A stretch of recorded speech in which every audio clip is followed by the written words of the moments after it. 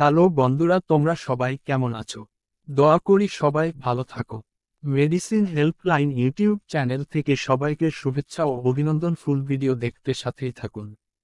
Civic 250 ও 500 vitamin C 250 milligram tablet.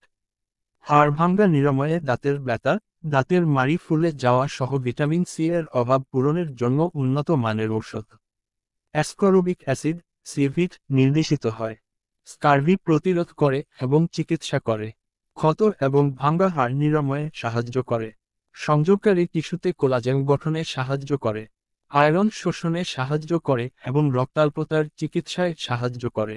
অস্থি মজ্জাতে haemoglobin এবং লোহিত রক্তকণিকা উৎপাদনে অবদান রাখে। অনেক ধরনের ভাইরাল এবং ব্যাকটেরিয়ার সংক্রমণ প্রতিরোধে সহায়তা করে এবং ইমিউন সিস্টেমকে প্যাটার্নটিয়েট করে। সাধারণ সর্দি কাশির চিকিৎসা ও প্রতিরোধে সহায়ক। সুস্থ কৈশিক, মাড়ি এবং দাঁত প্রচার করে। ফার্মাকোলজি: এটি অ্যাসকরবিক অ্যাসিড, ভিটামিন সি এর একটি প্রস্তুতি। অ্যাসকরবিক অ্যাসিড একটি অপরিহার্য পুষ্টি যার মানে এটি শরীর দ্বারা উৎপাদিত হতে পারে না এবং তাই খাদ্য বা সম্পূরক থেকে প্রাপ্ত করা আবশ্যক। অ্যাসকরবিক অ্যাসিডের অনেক গুরুত্বপূর্ণ কাজ রয়েছে। এটি টিস্যু বৃদ্ধি এবং মেরামত, অ্যাড্রিনাল গ্রন্থির ফাংশন জন্য প্রয়োজন। বর্ধিত অনাক্রম্যতা এবং স্বাস্থ্যকর মাড়ি। একটি অ্যান্টিঅক্সিডেন্ট হিসাবে এটি ক্ষতিকারক দূষণ, সংক্রমণের বিরুদ্ধে সুরক্ষা দেয় এবং সেলুলার ক্ষতি হ্রাস করে।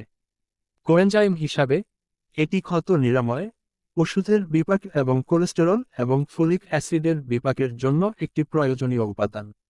একটি অপরিহার্য পুষ্টি হিসাবে ভিটামিন সি স্বাস্থ্যকর চুল এবং ত্বকের সমর্থন করে, রোগ প্রতিরোধ ক্ষমতাকে শক্তিশালী করে এবং সামগ্রিক ভালো স্বাস্থ্য বজায় রাখে। ডোজ এবং প্রশাসন: মৌখিক ট্যাবলেট প্রশাসন। স্কার্ভি প্রতিরোধের জন্য প্রতিদিন একটি ট্যাবলেট। স্কার্ভির চিকিৎসার জন্য প্রতিদিন 1-2টি ট্যাবলেট, তবে অবস্থার তীব্রতার উপর নির্ভর করে ডোজ বাড়ানো যেতে পারে। বয়স্কদের স্ট্রোকের ঝুঁকি কমাতে প্রতিদিন 1-2 ট্যাবলেট। অন্যান্য ক্ষেত্রে ট্যাবলেট প্রতিদিন বা চিকিৎসকের নির্দেশ অনুসারে। সর্বাধিক নিরাপদ ডোজ বিভক্ত ডোজের দৈনিক 2000 মিলিগ্রাম। ওরাল স্যাচেট অ্যাডমিনিস্ট্রেশন প্রতিদিন 1 স্যাচেট বা নিবন্ধিত চিকিৎসকের নির্দেশ অনুসারে। সর্বোচ্চ ডোজ 2000 মিলিগ্রাম, দিন 4 স্যাচেট, দিন। পিতামাতার প্রশাসন: ভিটামিন সিআইএস সাধারণত মৌখিকভাবে পরিচালিত হয়।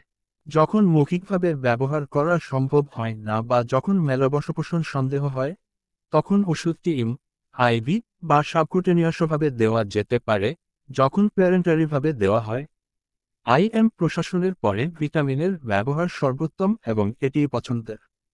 প্যারেন্টেরাল রুট: ইন্ট্রাভেনাস ইনজেকশনের জন্য সাধারণ স্যালাইন, ইনজেকশনের জন্য জল বা গ্লুকোজের মতো বৃহৎ আয়তনের প্যারেন্টেরালে পাতলা করার পরামর্শ দেওয়া হয়।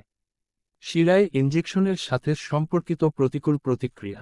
প্রাপ্তবয়স্কদের জন্য ভিটামিন সি এর গড় প্রতিরক্ষামূলক ডোজ দৈনিক 70 থেকে 150 মিলিগ্রাম, চর্বির উপস্থিতিতে দৈনিক 300 মিলিগ্রাম থেকে 10 ডোজ সুপারিশ করা হয়। তবে যতটা খাস বিষাক্ততার প্রমাণ ছাড়াই সাধারণ প্রাপ্তবয়স্কদের পিতামাতারভাবে দেওয়া হয়েছে। ক্ষত নিরাময় বাড়ানোর জন্য 1 সপ্তাহ বা 10 দিনের জন্য দৈনিক 300 থেকে 600 মিলিগ্রাম ডোজ উভয়ই অস্ত্রোপচারের পূর্বে শুষ্ক উভয়ই সাধারণত বিবেচনা করা হয়। পর্যাপ্ত, যদিও পোড়ার চিকিৎসার ক্ষেত্রে যথেষ্ট পরিমাণে বেশি পরিমাণে সুপারিশ করা হয়েছে, ডোজগুলি এর পরিমাণ দ্বারা নিয়ন্ত্রিত হয়। টিস্যু আঘাত, গুরুতর পড়ার জন্য দৈনিক ডোজ 1 থেকে 2 গ্রাম সুপারিশ করা হয়। অন্যান্য পরিস্থিতিতে ভিটামিন সি এর প্রয়োজন বেড়ে যায় 3 থেকে 5। দৈনিক সর্বোত্তম ভাতা পর্যাপ্ত বলে মনে হয় বার। প্যারেন্টেরাল ড্রাগ পণ্যগুলি প্রশাসনের আগে কণা এবং বিবর্ণতার জন্য দৃশ্যত পরিদর্শন করা উচিত, যখনই সমাধান। কন্টেইনার পারমিট: মিথস্ক্রিয়া কর পরামর্শ মোতাবেক। সম্ভাব্য বিপজ্জনক মিথস্ক্রিয়া: ascorbic acid, aminophylline, bleomycin, erythromycin, lactobionate, nafcillin, nitrofurantoin sodium, conjugated oestrogen, sodium bicarbonate, sulfafurazole diethanolamine sodium sulfafurazole দ্রবণে বেমানান। সোডিয়াম এবং হাইড্রোকোর্টিসন সোডিয়াম শাকিনেট। দরকারি মিথস্ক্রিয়া: অ্যাসকরবিক অ্যাসিড প্যারাসিটামলের আপাত অর্ধ জীবন বাড়ায় এবং গ্যাস্ট্রোইন্টেস্টাইনাল ট্র্যাক্ট থেকে আয়রন শোষণ বাড়ায়।